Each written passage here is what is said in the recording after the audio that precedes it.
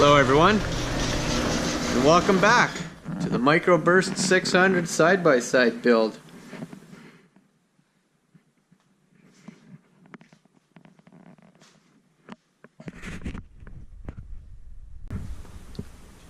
First off, I just want to thank everybody for watching all the videos that I've been putting out, all the encouraging words from everybody as I built this machine, and a lot of people have been following afterwards with all the riding videos. So I just want to say a big thank you to all the people out there that have been encouraging me along the way and just leaving some real nice comments on the YouTube videos. So thanks a lot, guys. I really appreciate it.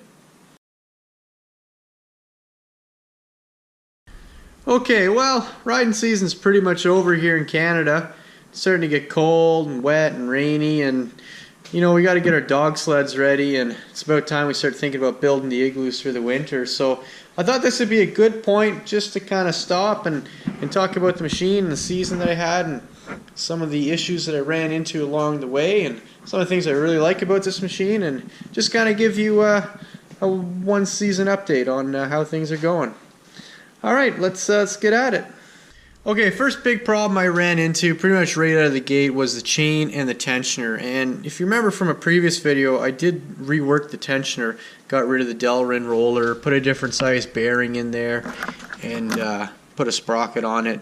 But even with all that, I was still having issues. The thing was really noisy, and the biggest problem I ran into was that the chain was overheating on me. So you'll notice here, this was started off as a red chain, and this isn't paint or anything like that. It actually heated up so much, it actually burnt the paint off.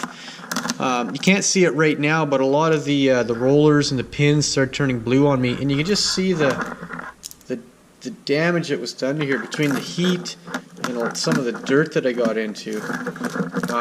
Yeah, so this thing was just completely burnt the chain out. The slack that's in some of these it's unreal. If you take the whole chain, lay it down, and then stretch it, you get about 3/4 of an inch of play just with the pins, how badly they're worn out. Some of them are pretty bad. Anyway, that was a big problem. So head over to the machine, I'll show you what I did. Okay, so if you remember from previous videos, I had the chain routed slightly different. It was kind of snaked around the inside of the roller here. And that caused quite the bend to try and wrap around that sprocket.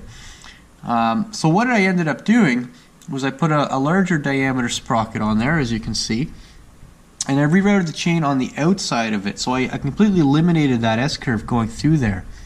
The larger diameter sprocket also means it's a slower RPM on the idler itself, so I don't have to worry about taking the bearing out too much anymore.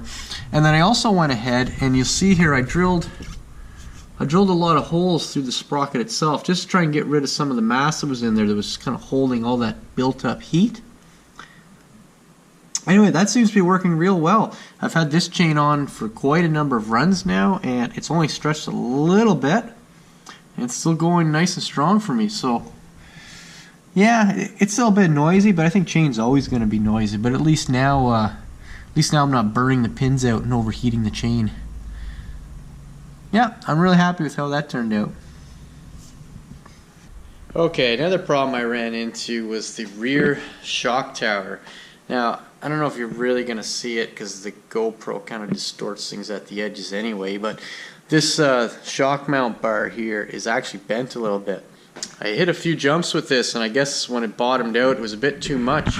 I thought these support bars here would be good enough to take the extra load and just kind of keep this bar straight, but it wasn't. And on top of that, it kind of ever so slightly bowed out a little bit here. So not entirely sure what I'm going to do with this. I'm kind of contemplating ways to get a good solid jack on this to push it back down. And I was thinking of bringing some more cross braces down to the frame, but I'm not entirely sure how I'll repair the powder coating work once I weld things onto here. So I'm going to have to do a little bit of research over the winter and see what I can come up with for this guy here. Alright, let's start to get to the more serious items here now.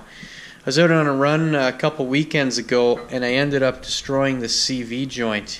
The cage that holds all the ball bearings into the star, it just shattered on me.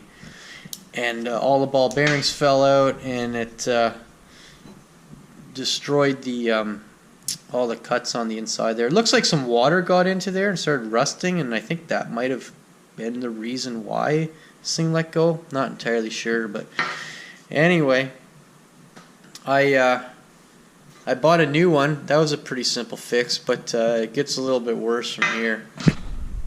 So once I put that new CV in, I went out on another run thinking everything was great.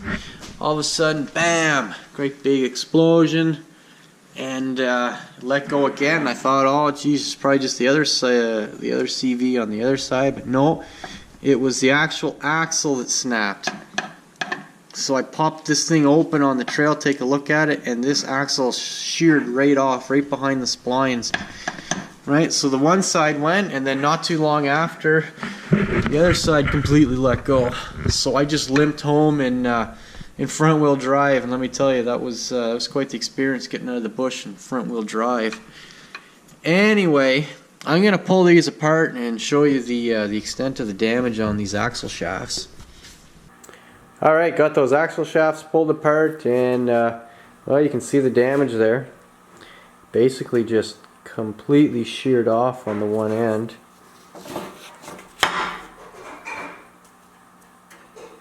And the rest of it is still stuck in the joint itself.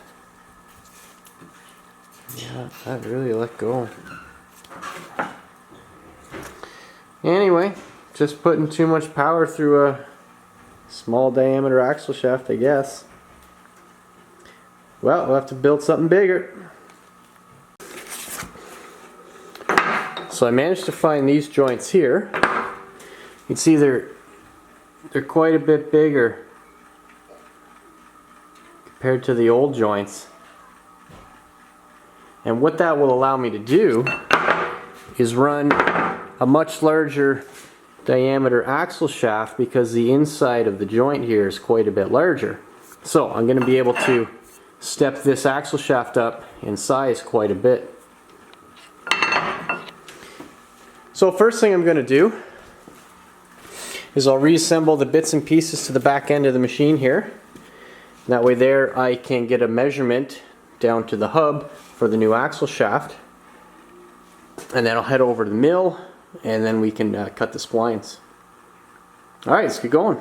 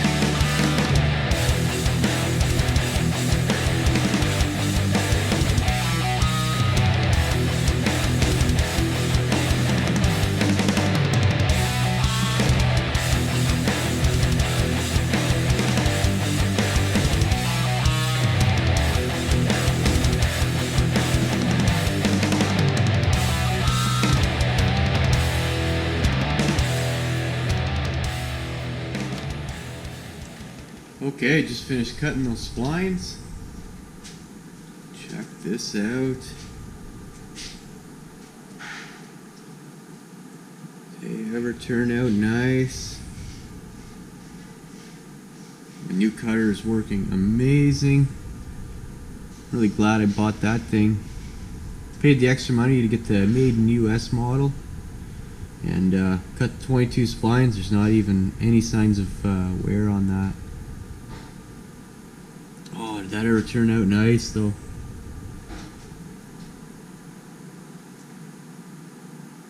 Okay, let's do a little test fit here. Got my CV joint. And line that up in there. There we go. Oh, look at that. Does that ever fit nice? Yeah, perfect. Okay, that's one down and another 3 to go.